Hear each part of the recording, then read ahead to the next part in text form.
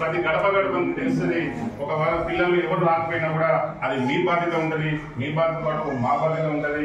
మీరు కాకపోతే గొప్పతనం ఏంటంటే ప్రతి 2 రోజులకు 4 రోజులకు ఫోన్ చేసేది లేదు, పాఠశాలకు వచ్చి సరైన ఇబ్బంది ఉన్నదా అని కూడా అడిగి మరి తెలుసుకుంటుంది. చాలా సంతోషం. దానికి నేను ధన్యవాదాలు కూడా చెప్తాను మీకు. ఎందుకంటే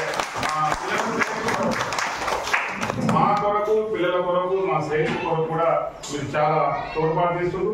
నిరంతరం పిల్లలను చదువు చెప్పాలని మా సార్లకును మాకు కూడా వచ్చి చెప్తే ఒక 10 నిమిషాలకి కూర్చొని పోతున్నారు.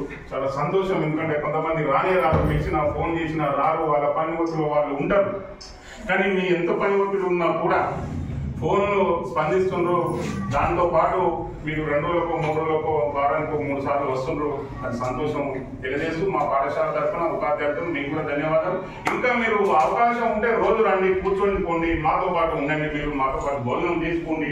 సాయంత్రం దాకా సార్ నేను రోజు ఉంటే మరి మాకు ఎట్లా సన్న అవుతుందంటే అది చూసుకోవడానికి అవకాశం ఉంది. 2 రోజులు మనం వస్తే సంతోషంగా అనిపిస్తారు. లక్ష్మి గారికి ఈ విధంగా మరి మీ సమావేశం ముఖ్యంగా నేను ధన్యవాదాలు చెప్పుకున్నాను. ఒక్క నిమిషం వాళ్ళకు నమస్కారం పెట్టి ధన్యవాదాలు చెప్పాలని కోరుతున్నాను.